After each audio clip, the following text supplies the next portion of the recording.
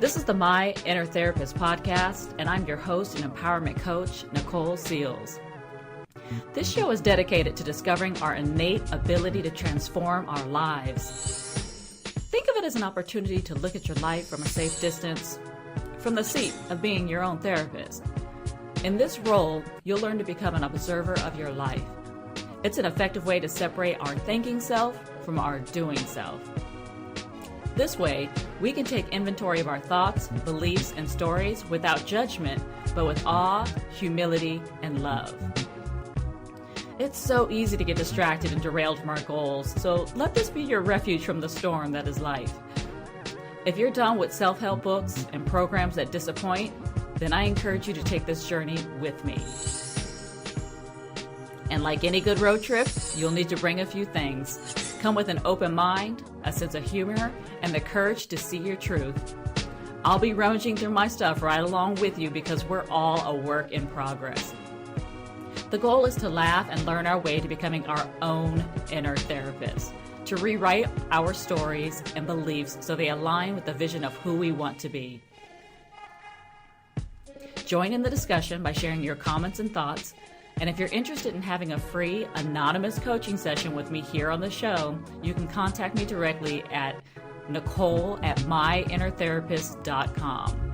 Be sure to subscribe to the show on your favorite podcast app.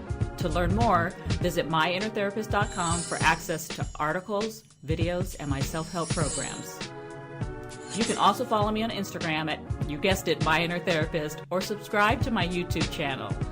You'll find all of these links in the show's description section. All right, enough with the intro. Let the session begin.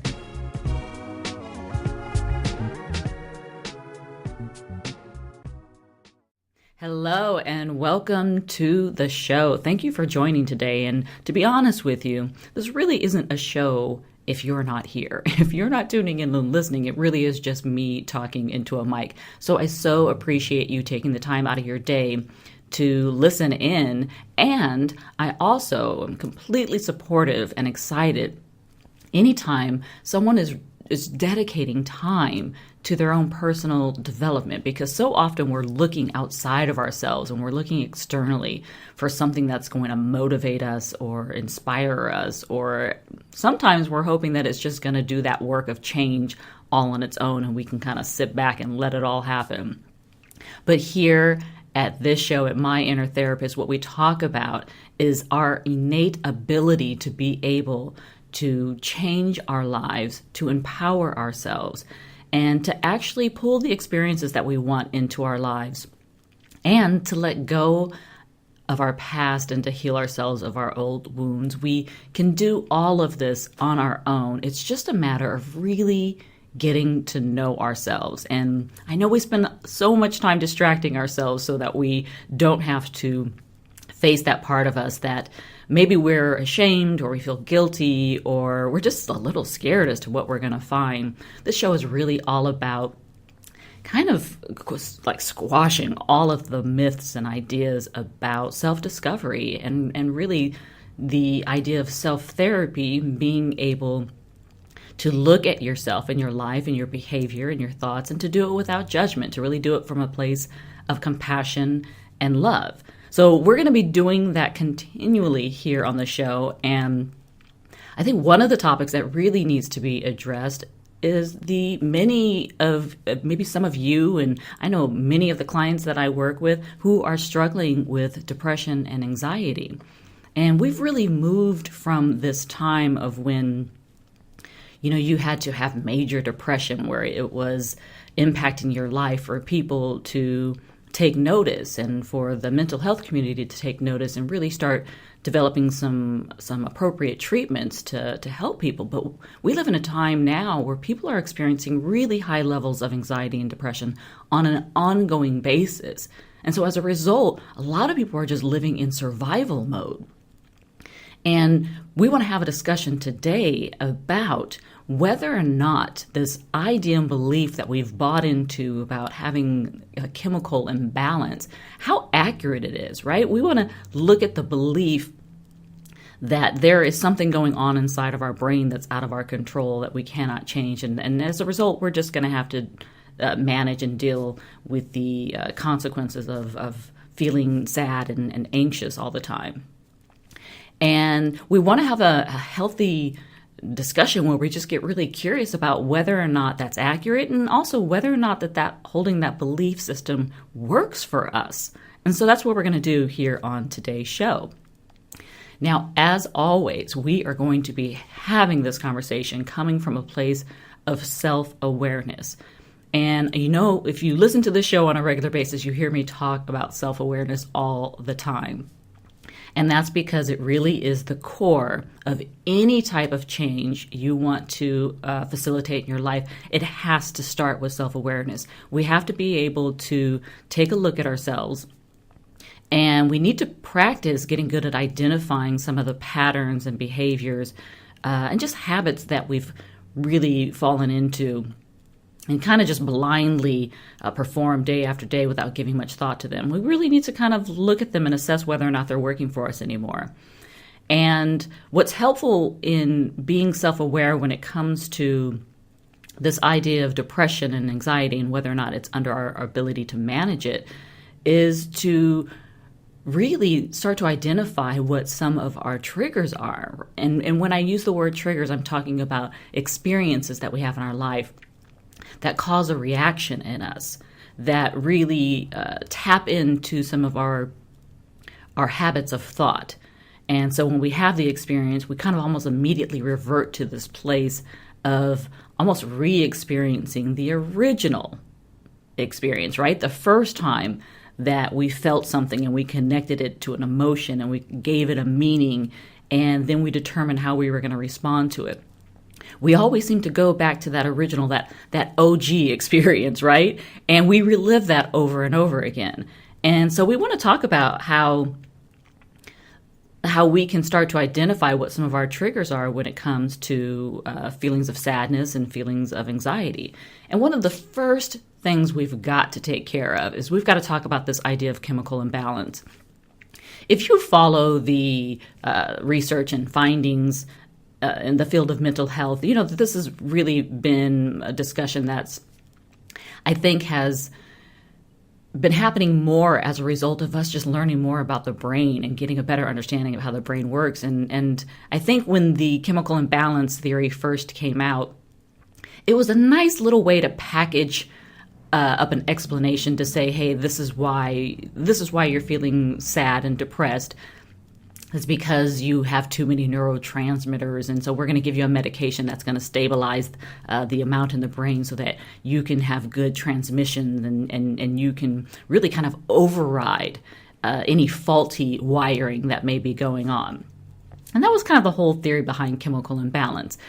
And personally and professionally, to me, I never can buy into the idea that we have a chemical deficiency that can only be treated and managed by taking a medication. That never really made sense to me, and I think a lot of professionals in the field felt the same. And what we now know about the brain and how it's working is that while the chemical imbalance theory really does not have much weight, there's not a whole lot of evidence to support that. There never really was.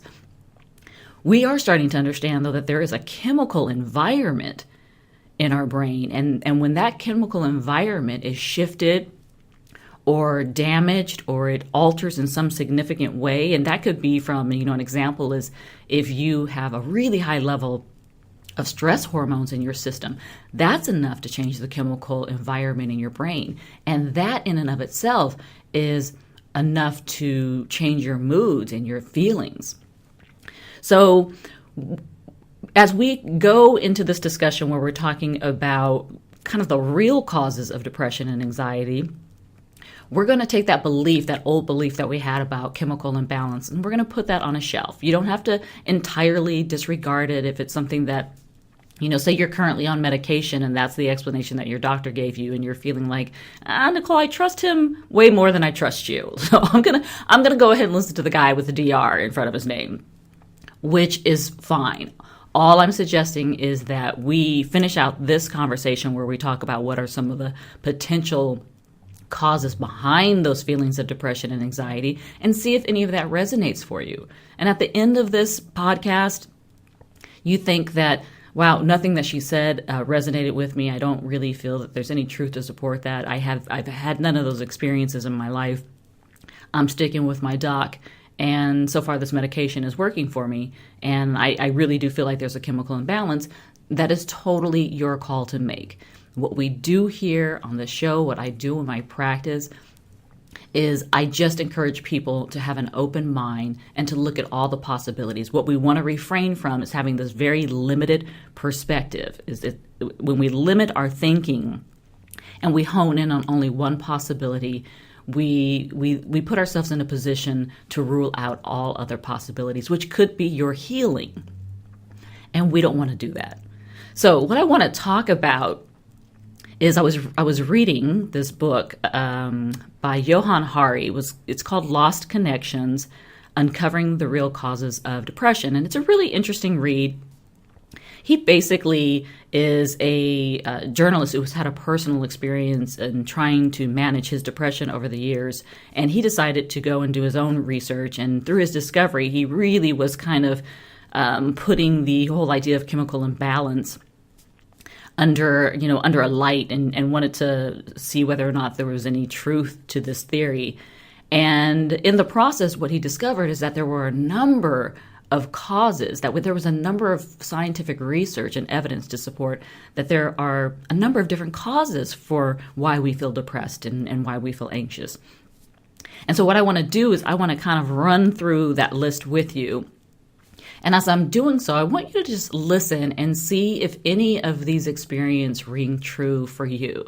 If it resonates with something that's happened in your past or something that you're currently experiencing. And what that can do is it can really help you to identify what type of experience typically becomes a trigger for you. And then as you get more practice with identifying your triggers, you can start to really pinpoint the emotion, and you can even relate it to the behavior that you've associated with that emotion. And that's where we really start to get into our habits, and we start to understand our habits better. And we start to shed some light onto those shadow beliefs that we're holding on to that are really kind of dictating what we do. And we just bring them to the surface, and we can decide whether or not they're working for us anymore and choose to let go of them. Okay, so let's go ahead and get started. The first set of causes, factors that we're going to talk about kind of fall into the category of being physical. And that includes any type of changes to our genes, to our genetic information. And also any type of changes to our brain. And we talked a little bit about this earlier, is that you can be in a state of mind where you're constantly in this heightened state, right? The survival mode. And as a result, your body is just in overdrive when it's releasing cortisol into your bloodstream. And so you're in this stage, you're in this mindset where you're just looking around the corner, you're waiting for that other shoe to drop. And you're living in this heightened state of stress. And that stress hormone has a tremendous influence on not only your body chemistry, but also the chemistry in your brain, the chemical environment in your brain. And that type of shift or change in the chemical environment is enough to actually cause changes to how your brain works. And we know this through studies of the brain. We also have discovered that any type of trauma, and I say surgery as well, I want to add surgery to that because surgery is actually a form of trauma, although it can be life-saving and it's necessary. Anytime we're entering into an organ and we are, for lack of better terms, messing around in there, that's a form of trauma to the body. The body views that as trauma, and the body is going to immediately want to start to do damage repair and heal itself. So there's changes to the brain, can be surgery, it can be trauma from maybe you've had some type of impact to the head, some type of injury. Maybe you've also been in a chronic state of just being malnourished. And maybe your diet has resulted in you not having enough of what your brain needs to function properly, especially when it comes to essential fatty acids. We know that most of the brain is made up of fatty tissue. And so we really need to have a diet that's high in healthy fats. And when we deprive the body of that, we really are depriving our brain of its ability to regenerate and heal. So those are the type of changes to the brain that can occur that can also be the precursor to us starting to have changes to our moods, to, maybe we start feeling more sadness and anxiety in our lives. Now, when we talk about changes to our genes, that can happen the same way that it may happen in regards to our brain, right? There can be some type of damage that occurs. There can be some type of mutation that occurs within the cell itself, and that usually happens during the time of replication. There's usually some type of error as the cells try to replicate, and as a result, there's been some permanent changes to DNA, to our genetic material, and that in and of itself can have an effect on how our brain works to really interpret our moods and to influence our moods. Now, so we want to keep in mind that these physical causes, these physical factors, all of them have the potential to be healed by us. And that happens when we really just start to bring some awareness to our body and what our body's trying to tell us, the indicators that it's constantly giving us all day long.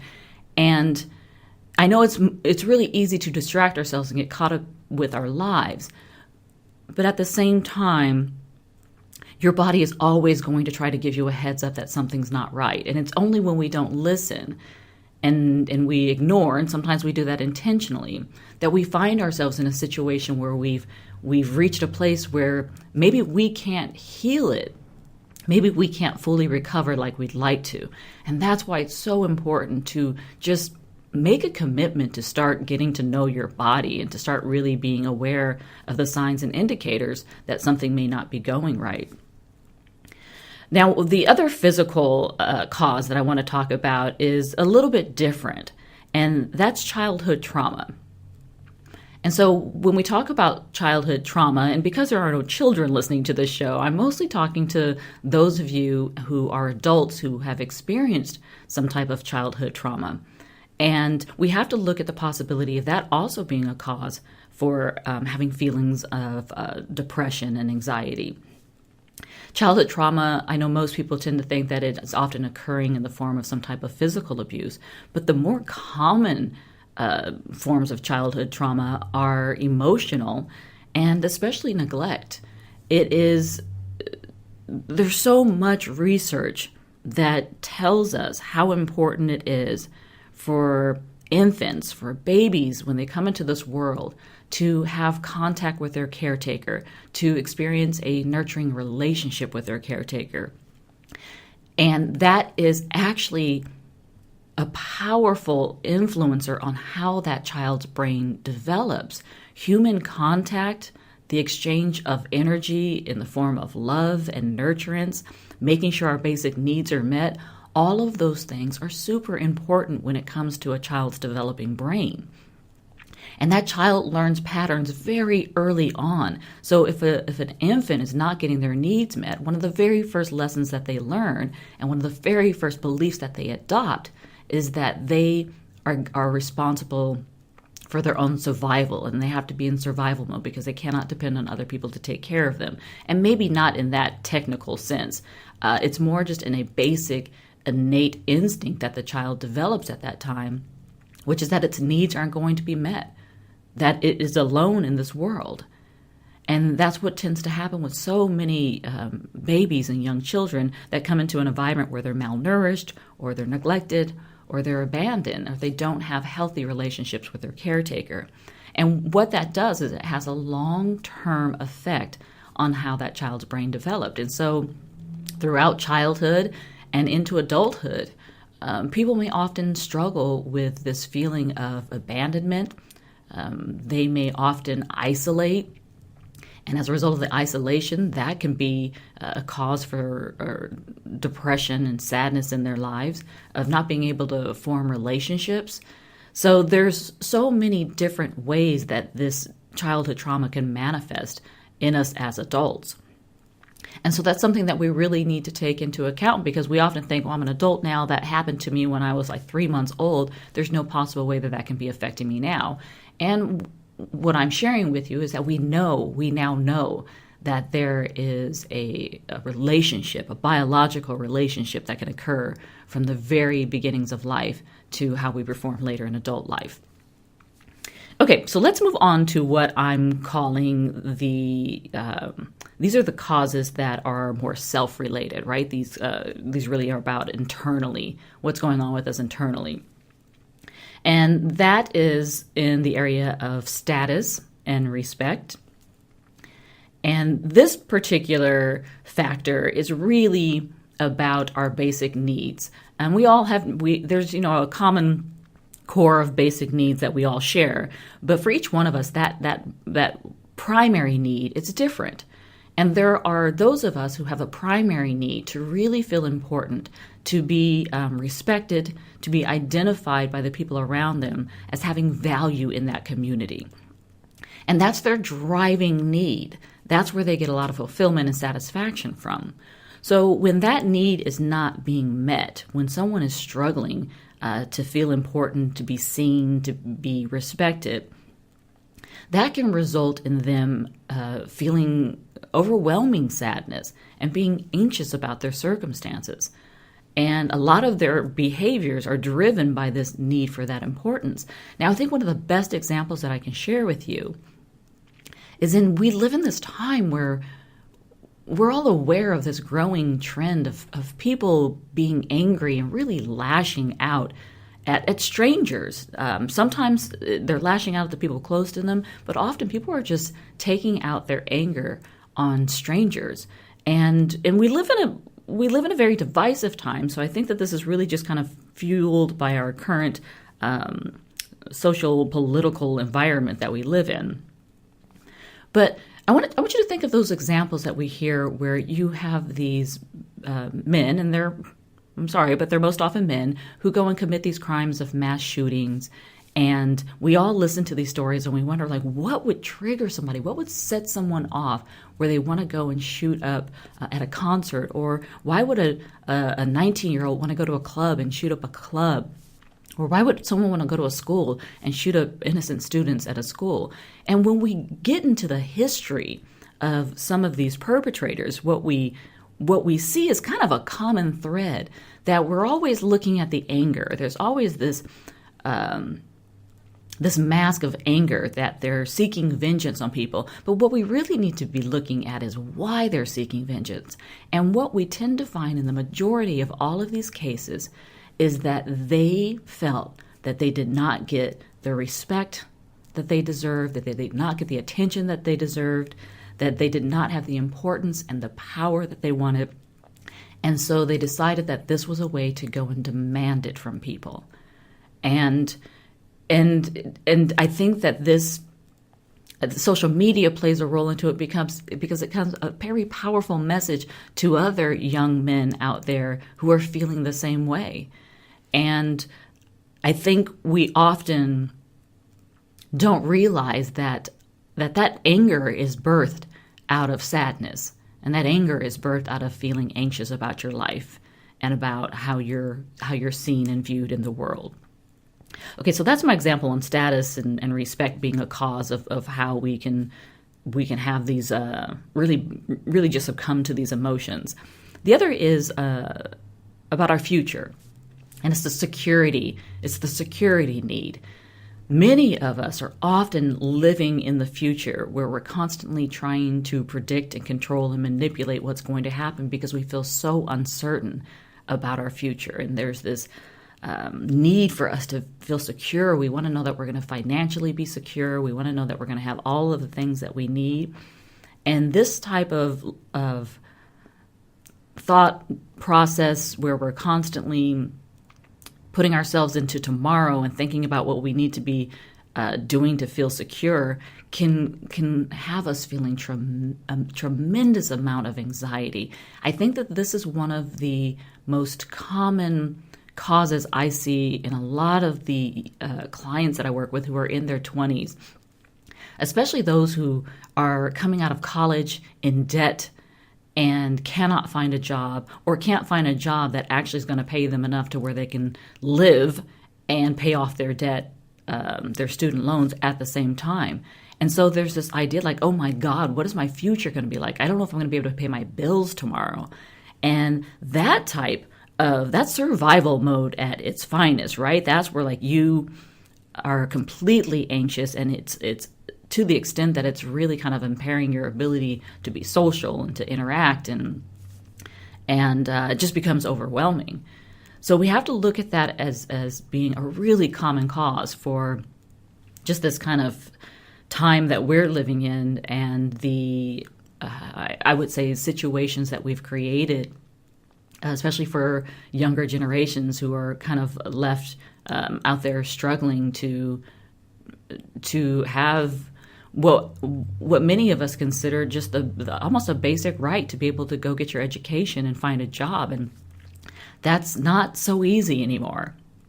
So that has become a really common cause. And the other one I wanted to take note of is environment. We don't often think about this as being a cause for why we feel sad and anxious, but we are living creatures very much like our environment, and by environment I'm being nature.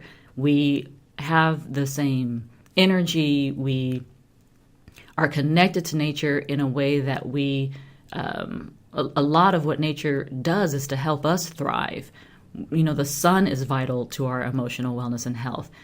We need trees and plants because they do so much for the environment, especially in cleaning up a lot of the mess that we make, right? We have this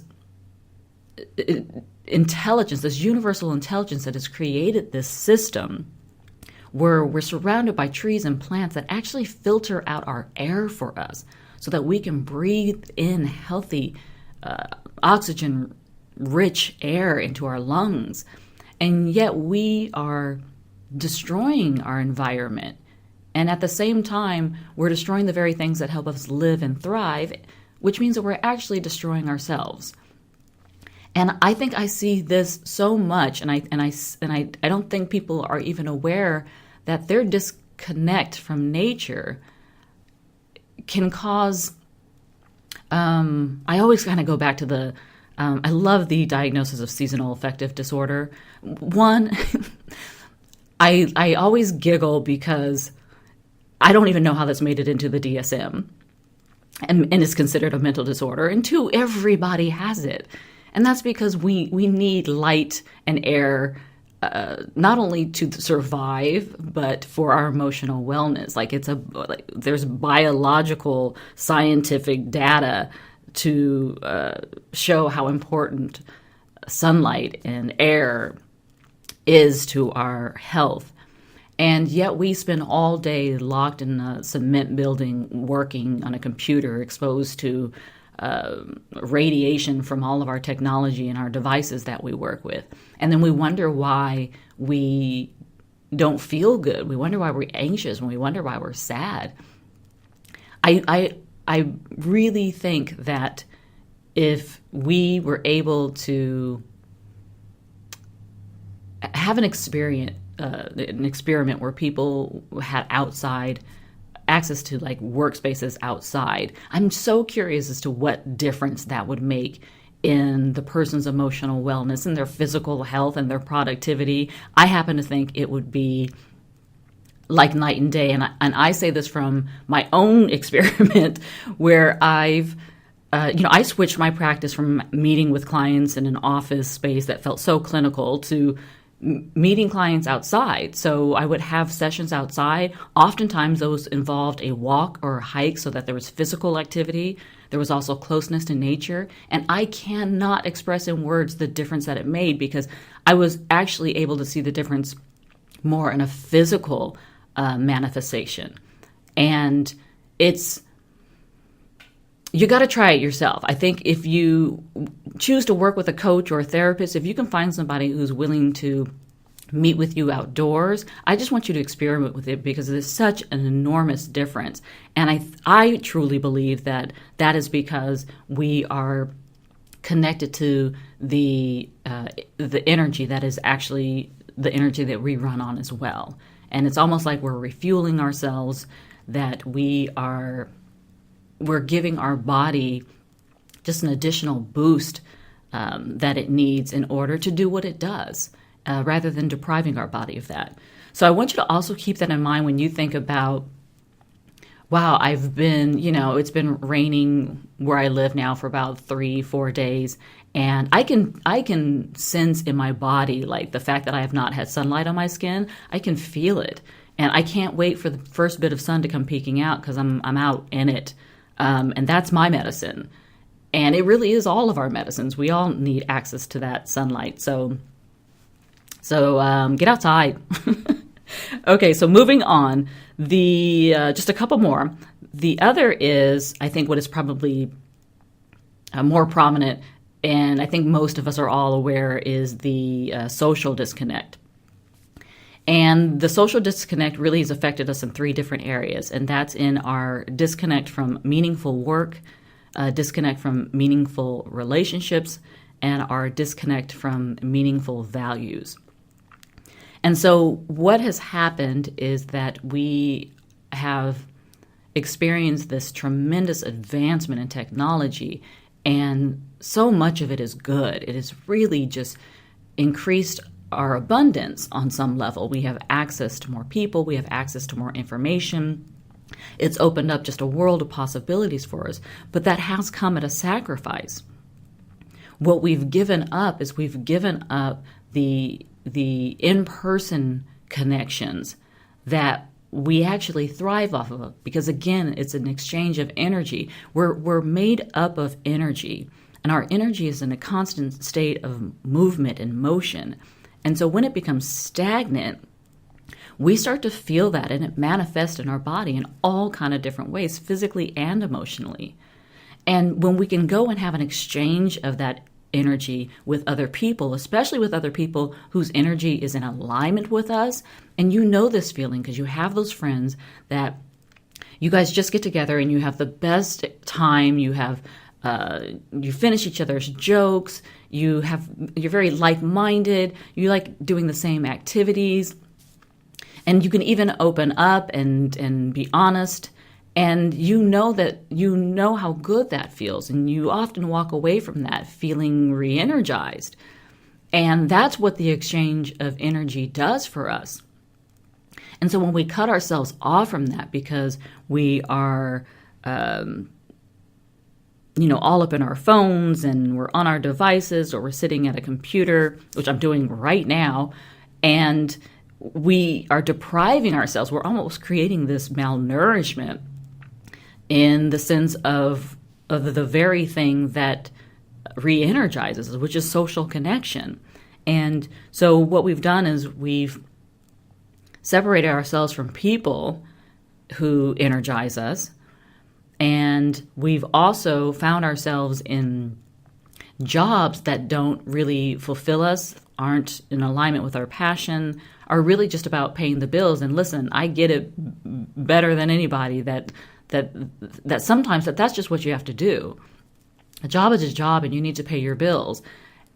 And what we do is that we allow that job to become such a big part of who we are that we don't spend time balancing that by tapping into the things that bring us joy, and the things that excite us, and the things that we're passionate about. We get so overwhelmed by the work that we do, and maybe caught up in being so disengaged, and we're so focused on not liking it and complaining about it that we often neglect the possibility of balancing that experience out by going and having experiences that we really love and we really enjoy.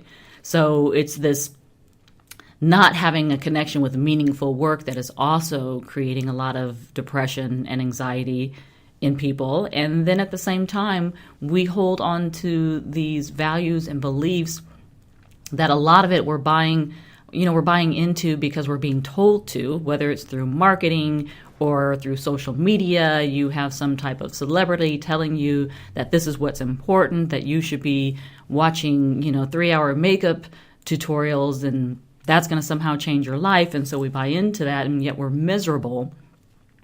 And so we've really we're hoarding these, yes, I said hoarding. We're hoarding these values and beliefs that are not in alignment with who we really are and what we really want out of life. And that's causing us so much discontent.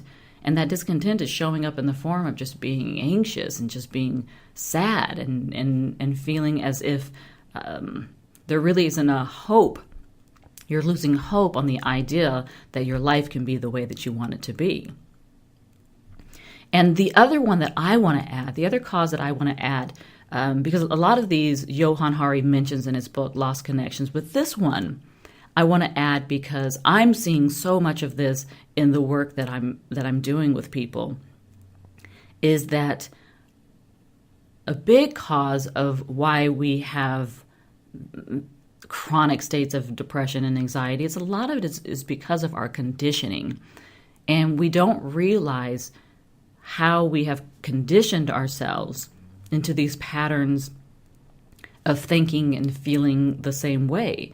And so what ends up happening is we just habitually start to hold on to this idea of sadness.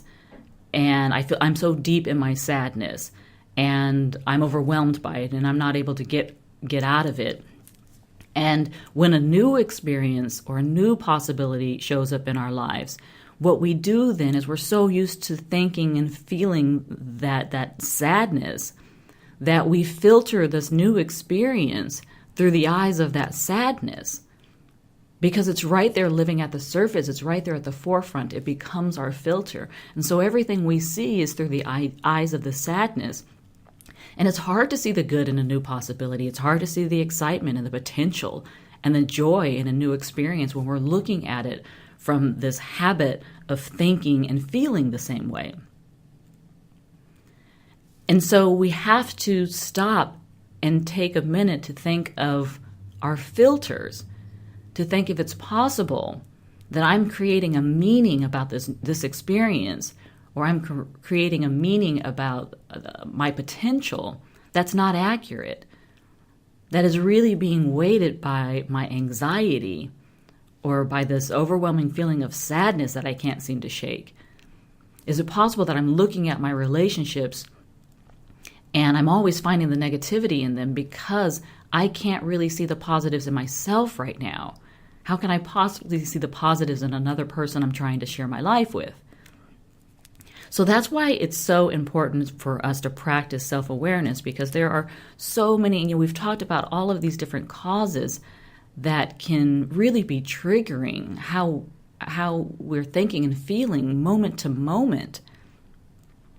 And if we don't get clear on what our triggers are, we'll just continue to run those old programs and nothing will ever change.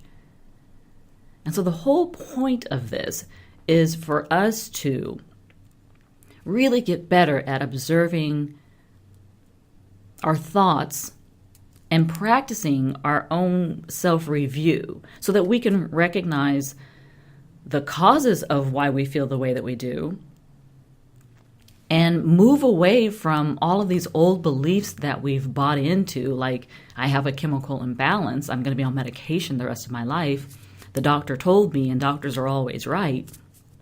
To move away from these old beliefs that have been dictating our lives to us and to start questioning what it is about me. What am I doing? How am I contributing to this pattern existing in me?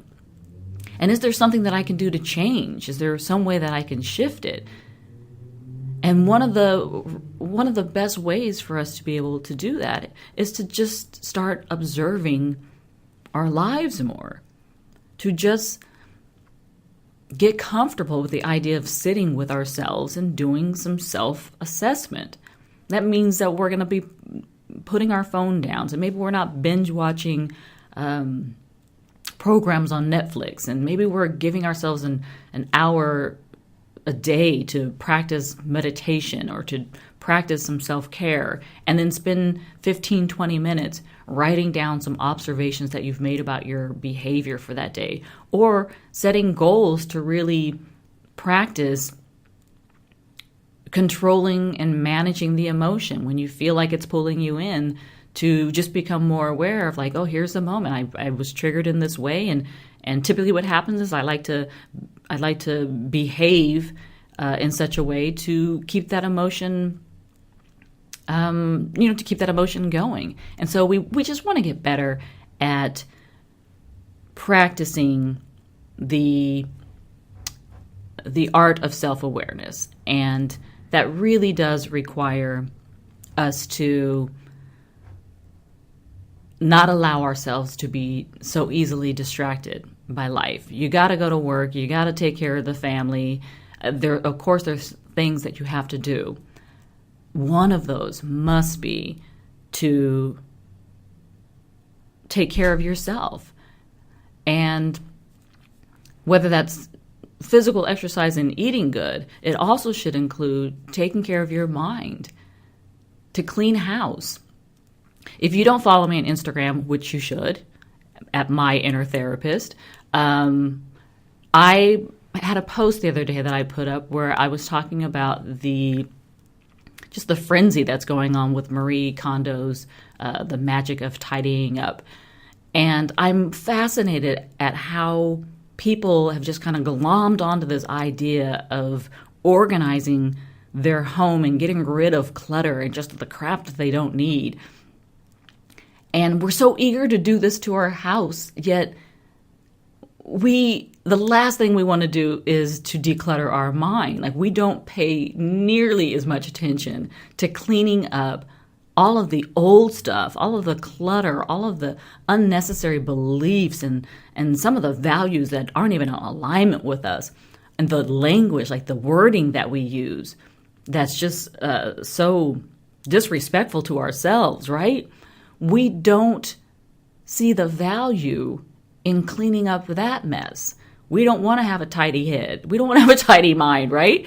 But we do. That's what all of us want. And it does require a little bit of work, but that's okay. So is folding clothes. And I'm saying, if you're willing to spend that much time folding clothes and have that much intention into improving the organization of your home, like, can't we do that for our minds too? Like, can we just give that to ourselves? I think that it's way more important than having an organized house. And I also believe this to be true, that if you get your mind right, I guarantee you your house will follow. Because I'll tell you what, when your mind is right, you won't need to fill your life with so many material objects and possessions to try to fill that void and that emptiness, because you'll be whole and you'll be healed.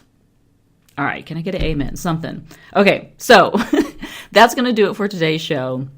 So appreciate you listening. Again, if you are not, make sure to go on Instagram and start following me at My Inner Therapist. I'm also starting to upload my videos to the YouTube channel, the My Inner Therapist YouTube channel. So I'm putting up all of the old videos from my Nourished Minds podcast. So be sure to go check those out. And I'm going to be uploading a bunch of new videos as well. So check those out. Be sure to go to the subscription or the description of this show where it has all of my links, so you can subscribe to the newsletter and find all the different kind of ways to connect with me. Okay, so I thank you for connecting with me today by listening. And as always, reach out to me. Let me know your thoughts. If you have some ideas for the show, if you want to join me here on the show as a guest for a complimentary coaching session, then make sure to reach out to me and let me know. And in the meantime, practice self-awareness. Just listen to your thoughts and get a little bit more comfortable with your mind and your body. And we will talk soon. All right, that's going to do it for today's show. Remember, Your goals aren't achieved in the future. They are realized in the choices you make moment to moment. Until next time, friends.